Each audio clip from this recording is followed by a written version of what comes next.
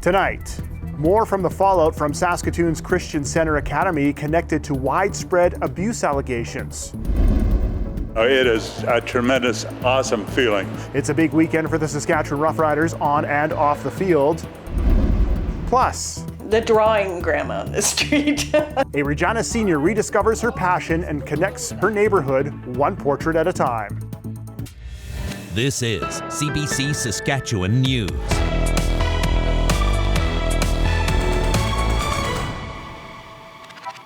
It's Thursday, August 18th, and the CBC Saskatchewan News starts now.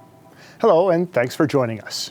Some former students of Saskatoon's Christian Centre Academy want a meeting with Education Minister Dustin Duncan. They say changes announced by Duncan last week meant to increase oversight of independent schools do not go far enough. Adam Hunter has the story. Caitlin Erickson says she feels ignored by the Education Minister and Saskatchewan government. Earlier this month, Erickson came forward with other former students alleging abuse at what is now Legacy Christian Academy. She says she's contacted Education Minister Dustin Duncan, but is not satisfied with the response. As students, we are requesting a meeting with the Minister of Education, Dustin Duncan, who essentially has been non-responsive at this point. Erickson also wants the province's children and youth advocate to play a role in protecting children in schools who are currently enrolled. She says some students at private independent schools have reached out to her, claiming psychological and emotional abuse.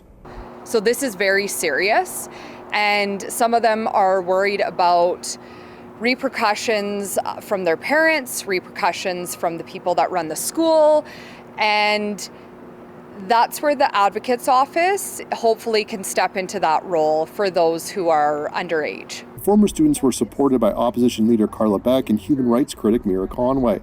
Still, they say the issue is nonpartisan and is about accountability and student safety. This issue is only going to grow as more and more survivors have the strength to come forward and reclaim their stories, and we're not going anywhere. The opposition is calling on the children's advocate to investigate the government's response to the allegations.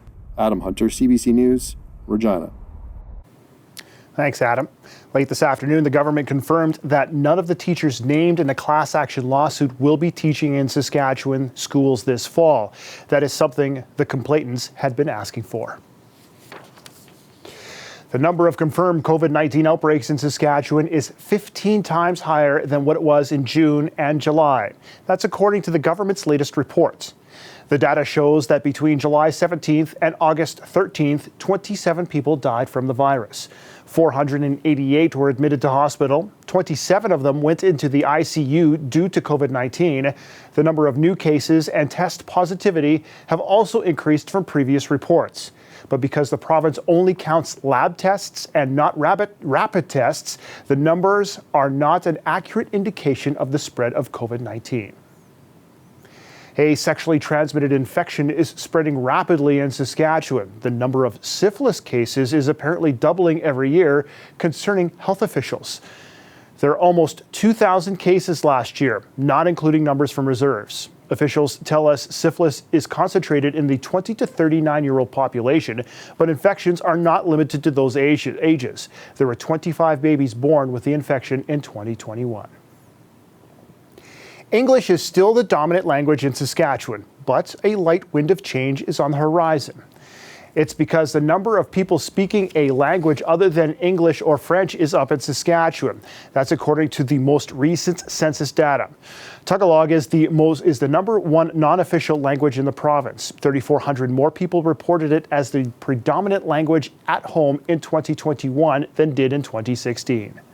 Your culture and your language specifically is something that's part of you. So it's part of your identity and helps develop who you are as a person. So therefore, it's really important to keep that culture alive, no matter where you live. If you end up staying in the Philippines or moving to a beautiful country like Canada, right?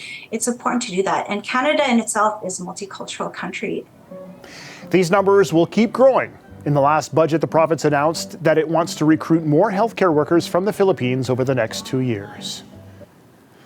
The Roughriders will finally pay the price for an Eastern-heavy first half of the season. They now have an extremely tough stretch of 4 games, including and starting with Nathan Rourke and the BC Lions tomorrow night. The second-year Canadian quarterback has been the talk of the CFL season. Rourke has been on a torrid pace and is on track to break some passing records. The 6,000-yard passing mark is also in his sights, a total surpassed only 3 times in the history of the CFL. He caught the attention of the Riders a few weeks ago when he rallied the Lions to a come-from-behind victory. He's really shown that he's checked a lot of boxes. And for a young guy like that to take over the league, I can't remember the last time a young guy really came into the CFL and took it over the way he has.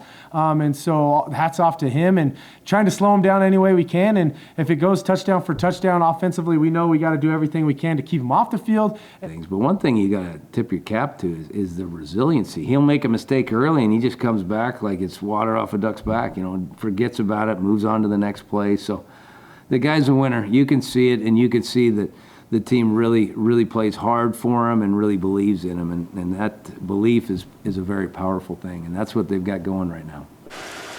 The core of the Riders' defensive line will be back in the lineup tomorrow night, including Pete Robertson and A.C. Leonard, as well as Garrett Marino. Robertson, he is still at the top of the league in quarterback sacks in a tie with 7. Duke Williams' nacho-eating celebration was also pretty fun last week in Edmonton. Fun for all except for the CFL head office. He was fined for violating the league's security protocol. The CFL had warned players about jumping into the stands to be with fans. And for the record, Duke Williams did not enjoy the end zone snack. As for tomorrow night, it's going to be a big night for the Riders off the field too. Yeah, it'll be cool. Kind of relive the glory days. The fans here are something special, and they bring a passion and excitement and energy to every game. That's something that, as a player, I'm forever grateful for. And those fans will be able to cheer on 3 very familiar faces Friday night. Receiver Weston Dressler, linebacker Mike McCullough, and coach Ken Miller are the newest members of the Saskatchewan Roughriders Plaza of Honour. Miller was the offensive coordinator for the Riders in 2007, winning the Grey Cup, and was then the head coach from 2008 to 2011. His time in Saskatchewan is something he will never forget. Just being around the players, the men in the locker room, and then my wife was so integral. Maureen, was so integral in the community with all the things that she did. It's just a great place for us, and just a great experience that we had the entire time. The official induction ceremonies are tomorrow night during halftime of the Riders game against the BC Lions. Now, could Regina host the 2024 Brier? Well, City Council is hoping so and has unanimously voted to kick in a $200,000 contribution for Curl Regina. Some of that will be in cash and part will be in services. It's a part of a $1 million package put forward in support of a bid. The Canadian Men's National Curling Championship has been in Regina 5 previous times, with the latest being in 2018. The Brier is expected to generate at least $8 million in financial impact to the winning host city. Now, many people have taken up new hobbies during the pandemic. A Regina senior rediscovered an old passion, picking up drawing again for the first time in 50 years. And as Bonnie Allen tells us, she's using it to connect her community at a time when she needed it the most. Okay, I got it on. 69-year-old Sandy Whitford has plenty of little helpers to set up an art exhibit on the side of her garage. But keeping these 16 portraits on the wall is a challenge. The models are just so eager to show off their portraits, all drawn by Whitford since she rediscovered her love of drawing during the pandemic. I have not drawn for 50 years. So I picked up a pen, in January of 2021 and decided that I was going to start drawing again. And this is it. This is what's come of it. See what I did with Rebecca? Whitford was having a tough time last year. Her husband's health was failing after a stroke, and they were isolated. She began an online drawing course to comfort herself.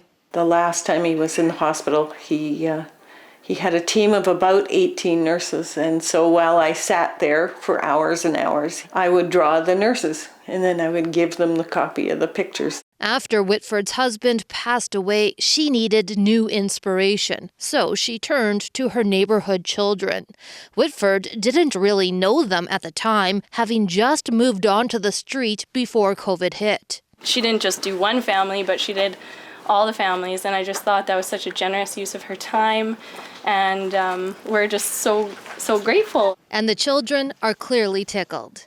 I think the drawing is really good and that Sandy is really talented. Now, Whitford knows everyone on her street. It's drawn us closer, not just with me to the kids, but also with me and the parents. Oh, I'm sort of like the grandma on the street, the drawing grandma on the street. Hold it up nice. Whitford is giving the portraits to the children. Okay, everybody. But says feeling this connection to her community has been the real gift.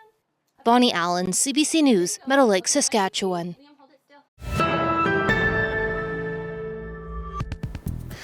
You are looking live at Wascana Park. It's a beautiful night. You know, a titch quiet at the moment, but if you head down there for a nice little walk, they're going to have some food trucks, some buskers, and maybe a possible boat tour of the lake.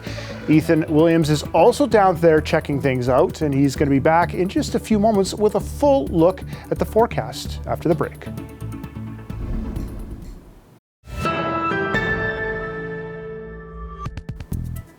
Welcome back, everybody. Now, as we all know, most of us have 2 kidneys. But a woman in Saskatoon is wondering if you'd be willing to spare one. She's due to go on dialysis while waiting for a kidney donor. Debbie Onashenko has come up with a unique way to drive attention to her cause. It would be life-changing if I could get a kidney. It would just mean I would have a life again.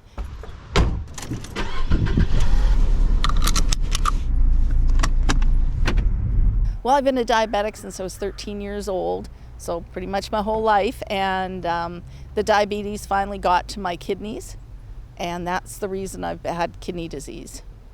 I've been on the donor list for many years, and everybody is on for a lot of years, and it takes a long time to get a kidney, and as you get worse, it's harder for you when you receive a kidney. And right now, I'll only have 9% of my kidney function left, so I am waiting now to get on dialysis because there's over 60 plus people of us just in Saskatchewan alone waiting for kidneys. And we only do it province by province. Kidneys have to come from Saskatchewan for Saskatchewan residents. So it's a tight list, and we're just praying that more people will donate and let their families and people know that they want to be a donor and help people out. I'm really hoping that it brings awareness again to donating, because sometimes people forget and get on with their lives and don't think about these things and how important they are. It's been wonderful. I've had a lot of people phoning who also are waiting for kidneys, who loved the idea and thought it's great, because it's honestly hard to talk to people about saying, can you give me a kidney? You know, it has to be their choice and what they want to do. But this way, you're letting them know that that's something you desperately need. And I've had a couple people already call to get tested and see if they could be a match. Hopefully it'll keep working, because the more people that come forward for testing, then it's more likely you might find a match. And then you get your life back. This weather update is brought to you by Capital Ford Lincoln, making back to busy easy.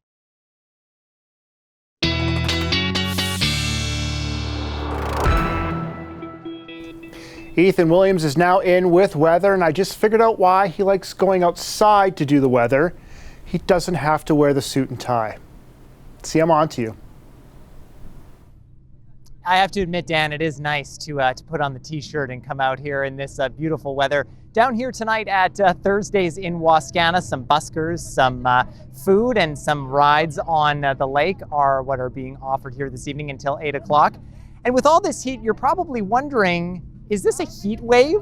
And lucky for you, we do have a definition of what that is, and this is from the World Meteorological Organization. It's 5 or more consecutive days where the daytime highs are 5 or more degrees higher than our average highs. And so that begs the question, are we seeing a heat wave? And in places like Saskatoon, where it looks like we will get very close to that criteria, well, we're not quite there. That 27 degrees on Sunday gets us so close, but in a place like Swift Current, where the daytime high will be over 30 degrees the next few days, you will likely get to that heat warning criteria. Leader, your normal high, as you can see there, just a little bit higher, so you will get just within inches of heat wave criteria there. And the south of the province is quite warm at this point, but so is the north. And in fact, it is warm enough now that we are seeing heat warnings all across the north of the province. Not sure if those are going to extend southward, but we will watch here over the next couple of days. Now, this hot weather, good for getting some harvesting done,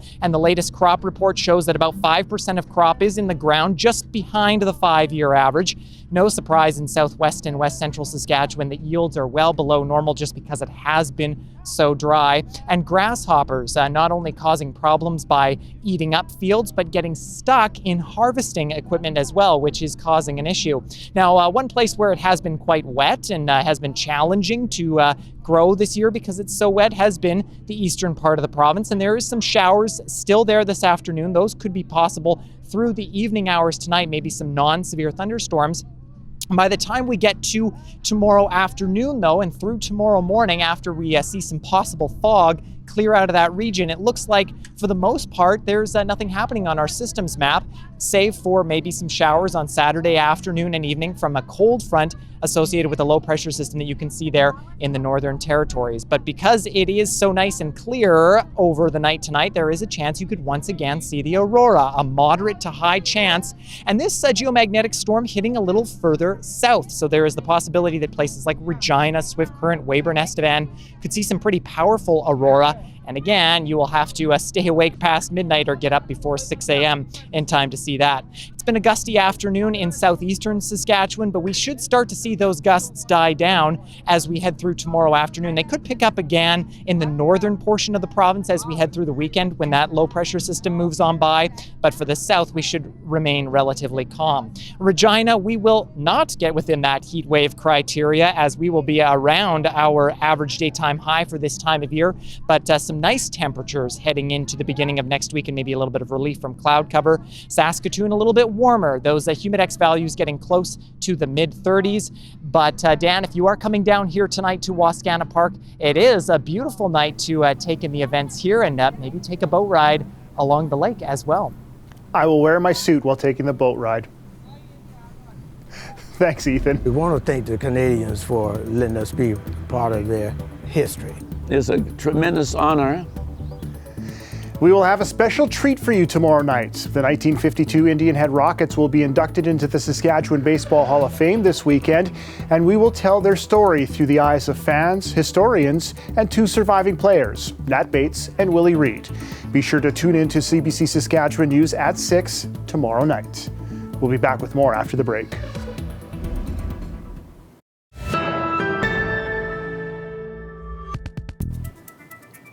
The Vatican says there isn't enough evidence to open up a church investigation into Cardinal Marc Ouellet.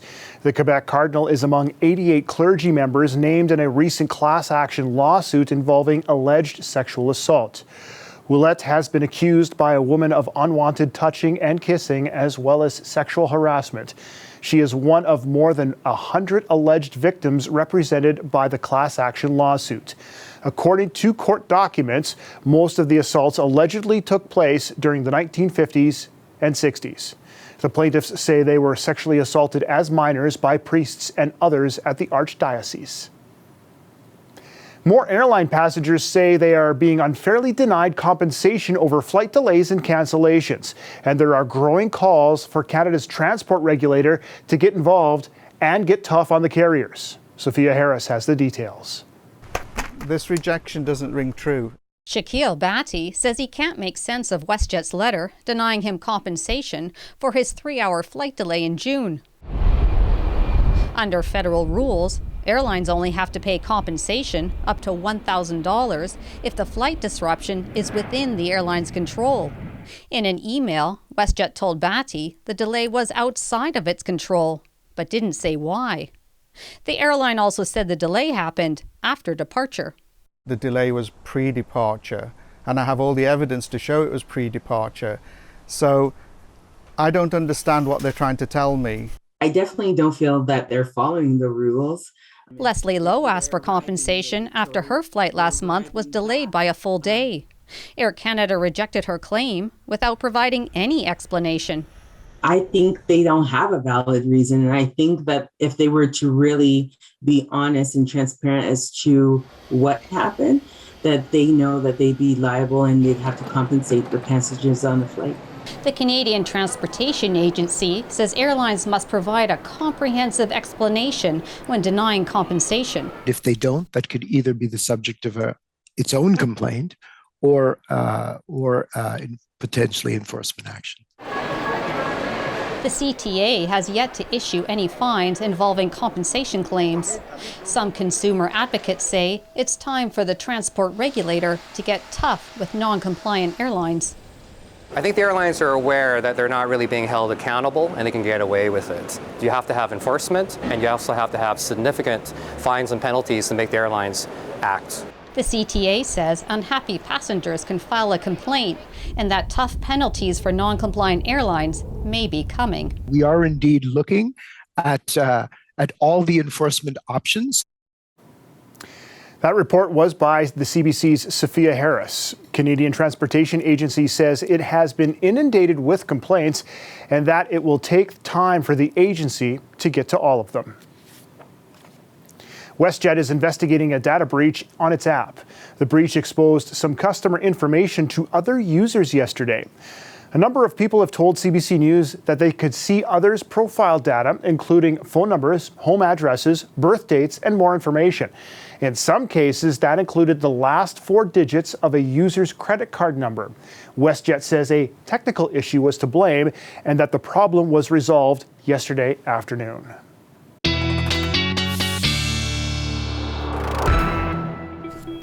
And with one last look at the upcoming beautiful weekend, here's Ethan with a look. Well, Dan, it is going to indeed be beautiful, and beautiful tomorrow morning in Regina as well. We will hit 16 degrees tomorrow morning under those nice, bright, sunny conditions. And look at those nice, light easterly winds, only gusting up to around 10 kilometers an hour. We'll hit the afternoon and we'll be at 24 degrees. Those winds really not picking up all that much. In Saskatoon, a very similar forecast with some similar wind gusts tomorrow morning. Keep in mind, a little bit of humidity will make things feel just a touch warmer in both Regina and Saskatoon. As we head to the afternoon in Saskatoon, we'll be at 26 under sunny conditions, maybe a little bit breezier than we are seeing in Regina. And if you're coming down here tonight to Thursdays in Wascana, and we are here tonight until 8 o'clock. And if you're coming around, say 7 o'clock or so, not too bad, 25, some sunny conditions. And the winds, Dan, will be just noticeable enough that they'll keep you nice and cool in all of this heat. Awesome. Thanks, Ethan. Now, if you're a book lover, you're going to love this. After a 2-year hiatus, the annual Big Book Sale is underway at the Highland Curling Club in Regina. The donations have been pouring in over the past several weeks, and the sale officially opened today. There are thousands of books, CDs, puzzles, games, and other items to choose from. The event is organized by the Seniors University Group in Regina. About 2,000 customers are expected to come here over the next 4 days. The sale runs until Sunday at 4 p.m. All the money raised goes to help subsidize courses at the Lifelong Learning Center on the College Avenue campus. It was a fun day, and I even bought a few books. That is it for us tonight. For news anytime, head to cbc.ca/sask. Glenn Reed will be back again at 11 o'clock tonight. Have a good evening, everybody.